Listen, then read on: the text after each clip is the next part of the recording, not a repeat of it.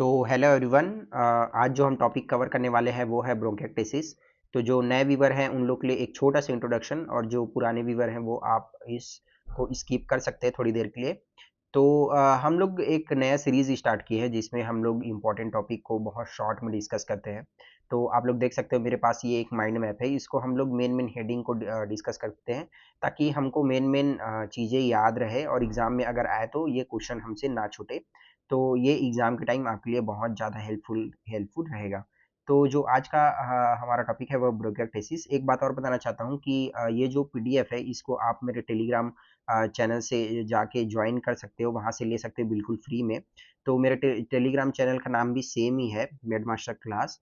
और उसका bar code यहाँ पे आपको बगल में दिख रहा होगा, तो वहाँ से आप जाके ले सकते हो। ओके, तो जो आज का हमारा टॉपिक है वो है ब्रोंकियोक्टेसिस। तो हम लोग वैसे ही डिस्कस करेंगे जैसे पुराने टॉपिक्स को डिस्कस करते आए हैं। ऑलरेडी हम लोगों ने 3 टॉपिक्स डिस्कस कर लिए हैं। तो ये 4th टॉपिक है, दैट इज ब्रोंकियोक्टेसिस। ठीक है, तो वही हम लोग देखेंगे, definition, pathophysiology, clinical features, investigation, management and complication. तो चलिए हम लोग अब डायरेक्टली चलते हैं डेफिनेशन की तरफ। तो डेफिनेशन क्या कहता है, तो bronchiectasis is a permanent dilation. Okay, so there is a permanent dilation and thickening of the airways. और ये कैसे कैरेक्टराइज होता है? कैरेक्टराइज बाय क्रोनिक कफ, इसमें हम लोग को देखने को मिलेगा, एंड एक्सेसिव स्पूटम प्रोडक्शन, जिसकी वजह से फाउल स्मेलिंग आने लगता है। वो क्यों आता है आगे देखेंगे। ठीक है, chronic cough, excessive sputum production, and there would be, because of that excessive sputum production, there will be what? There will be bacterial colonization and recurrent acute infection। तो ये सब हमको इसके डेफिनेशन में लिखना पड़ेगा। सो ये किससे कॉज होता है? It is caused by chronic inflammation of the airways and is associated with और caused by a large number of disease. ये बहुत सारे अलग अलग डिजीज के वजह से हो सकते हैं जो इसके इटियोलॉजी में हम लोग देखेंगे। ठीक है, तो it may be wide spread through out the lung, जिसको हम लोग बोलेंगे कि डिफ्यूज है, और या फिर लोकलाइज्ड भी हो सकता है जिसको हम लोग फोकल बोलेंगे। तो ये इसका हो गया डेफिनेशन। ओके, तो चलिए अब हम लोग चलते हैं पैथोफिजियोलॉजी की तरफ। सो मैं रिक्वेस्ट करूंगा कि इसको आप लोग और बुक से अच्छे से देख लेंगे ताकि आपको और अच्छे से लिखते बने। यहाँ पे मैंने बहुत शॉर्ट में इसको इंक्लूड किया हुआ है। So this is dependent on the cause. ठीक है, ये जो ब्रोंकियोक्टेसिस है वो कॉज पर डिपेंड करता है। The most common cause is infection, ये आपको लिखना है। ठीक है, जो मोस्ट कॉमन कॉज इसका क्या है? इन्फेक्शन है। इन्फेक्शन की वजह से एक्सेस म्यूकस प्रोडक्शन होता है, जिसकी वजह से वो जाके क्या करता है, हम लोग बोल सकते हैं ब्लॉक कर देता है एयरवे को, जो हम लोग का डिजिटल एयरवेज रहते हैं। और वहाँ पे ब्लॉकेज की वजह से क्या कोलोनाइज हो जाते हैं वहाँ पे बैक्टीरिया, फिर वो जाके और एक्सेस इन्फ्लेमेटरी कॉज करते हैं, जिसकी वजह से फिर परमानेंट डायलेशन हो जाता है। ठीक है, तो फिर infection of the small digital airways result in inflammation and release of inflammatory mediators. So ये क्या करता है? This impair ciliary action, ciliary action, जिसकी वजह से हम लोग का जो म्यूकस प्रोडक्शन हो रहा है उसका क्या होना चाहिए? सिलियरी प्रोडक्शन अगर हो रहा है तो वो बाहर भी आना चाहिए। ठीक है, प्रॉपर उसका एक्सक्रीशन भी होना चाहिए, बट वहाँ पे इसका डिफेक्ट हो जाता है। So there is an impact in the ciliary action resulting in bacterial proliferation, इस वजह से बैक्टीरियल प्रोलिफरेशन हो लगता है, and tissue damage which cause bronchial bronchial dilation. ये आप लोग फ्लो चार्ट के फॉर्म में भी लिख सकते हो। ठीक है, द मोस्ट कॉमन ऑर्गेनिज्म, ये लिखना जरूरी है, isolated from the patient with bronchiectasis include haemophilus influenzae. It is the most common cause. ये एमसीक्यू में भी पूछा जा सकता है। ठीक है, हेमोफिलस इन्फ्लुएंजा रहता है। Then after pseudomonas aeruginosa, klebsiella pneumoniae and streptococcus pneumoniae. तो ये सब ऑर्गेनिज्म रहता है जो कि एक्सेस म्यूकस प्रोडक्शन की वजह से वहाँ पे कॉलोनाइज कर जाते हैं। ठीक है, तो ये हो गया इसका पैथोफिजियोलॉजी। अब देख लेते हैं कॉजेस क्या है। तो अगर कॉज हमको अच्छे से आता है तो बाकी चीज़ें हमको बहुत अच्छे से समझ आ जाएगा। ठीक है, तो फिर देखो यहाँ पे क्या होता है, कार्टेगनर सिंड्रोम, ये आपको पहले में लिखना जरूरी है, कार्टेगनर सिंड्रोम। तो इसमें हम लोग का सिलियरी डिस्काइनेजिया हो जाता है। ठीक है, सिलियरी डिस्काइनेजिया, जिसकी वजह से हम लोग का जो म्यूकस प्रोडक्शन हो रहा है उसका एक्सक्रीशन भी होना चाहिए अच्छे से, वो नहीं हो पाता। तो there is an impaired ciliary mobility resulting in increased susceptibility to infection, result in situs inversus. ठीक है, अब दूसरा कॉज है इसका अल्फा 1 एंटीट्रिप्सिन डिफिशिएंसी, इसको हम लोग पहले ही देख चुके हैं। जो हम लोग के किस में देखने को मिलता था, एम्फाइसीमा में, यस। तो yellow nail syndrome associated with the azoospermia and cystic fibrosis is also cause. इसको ऑलरेडी हम लोगों ने एक लेक्चर में डिस्कस कर लिया है, तो वहाँ आप लोग जाके देख सकते हो। ये भी एक कॉज होता है जिसमें हम लोग का थिक म्यूकस प्रोडक्शन होता है, because of which thick mucus production, तो इसमें फिर ऑर्गेनिज्म कॉलोनाइज कर जाएंगे। अब देखते हैं एक्वायर्ड कॉजेज का क्या क्या होता है। तो ये हमारे पास होता है पोस्ट इन्फेक्शन, जैसे कि childhood respiratory infection, measles, pertussis, TB, bacterial pneumonia. Then immunodeficiency अगर है तो ऑब्वियस सी बात है कि रिकरेंट इन्फेक्शन होने के चांसेस बहुत ज़्यादा रहेंगे और होते रहेंगे। तो like HIV। Then connective tissue disorder है तो ये कंटिन्यूअस इन्फ्लेमेटरी कॉज हमारे बॉडी में करवाते रहेंगे। Rheumatoid arthritis, SLE, Sjogren syndrome. Then asthma is also cause allergic bronchopulmonary aspergillosis. इसके ऊपर हम लोग एक नया वीडियो बनाएंगे, जिसको हम लोग ABPA बोलते हैं, ठीक है। Then gastric aspiration is also cause and bronchial obstruction, like हो गया हम लोग का tumour, lymphadenopathy, foreign body etcetera, and inflammatory bowel disease. तो ये सब इसके कॉजेज हैं, तो इटियोलॉजी में ये सब आपको लिखने पड़ेंगे, ठीक है। अब चलो हम लोग चलते हैं क्लिनिकल फीचर्स की तरफ। तो सबसे पहले हम लोग देखते हैं सिम्टम्स। तो जब भी हम लोग का रेस्पिरेटरी इन्वॉल्व होता है, ऑब्वियस सी बात है हमको एक चीज़ नहीं भूलना है, वो है हम लोग का कफ, ठीक है। तो इसमें हम लोग का परसिस्टेंट कफ होता है। कोपियस पुरुलेंट स्पुटम, कोपियस जब हम लोग का एक्सेस अमाउंट में जब स्पुटम निकलने लगता है, उसका अमाउंट आप लोग और कंफर्म कर लेना, but that is when more than 60 ml per day, 60 ml per day, then that is called as the copious, okay, copious purulent sputum. Intermittent haemoptysis, then fever, malaise. Then sign क्या क्या देखेंगे, finger clubbing. तो यही एक differentiating feature रहता है हम लोग का COPD और ब्रोंकिएक्टेसिस के बीच में, कि हम लोग का जो ब्रोंकिएक्टेसिस रहता है इसमें हम लोग का फिंगर क्लबिंग देखने को मिलता है, बट हम लोग का COPD में देखने को नहीं मिलता।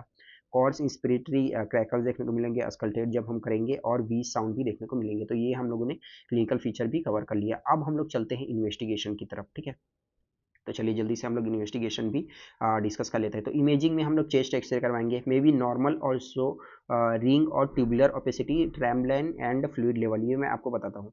तो जैसे जैसे हम लोग का प्रॉक्सिमल टू डिस्टल हम लोग जो ट्रैकिया है वो डिवीजन होते जाता है, तो वो क्या होने लगता है कि जाके वो नैरो होने लगता है, ऐसे नैरो होने लगता है। ये हम लोग का ट्रैकिया पहले देख सकते हो, इसका ल्यूमेन बड़ा रहेगा, फिर जैसे जैसे डिवीजन होते जाएगा ये क्या होते जाएगा, नैरो होते जाएगा, नैरो होते जाएगा। बट ब्रोंकिएक्टेसिस में क्योंकि हम लोग का डिस्टल जो एयरवेज है उसका क्या हो जा रहा है, डायलेशन, तो यहाँ पे हम लोगों को ना ये ऑलमोस्ट पैरेलल आ जाता है।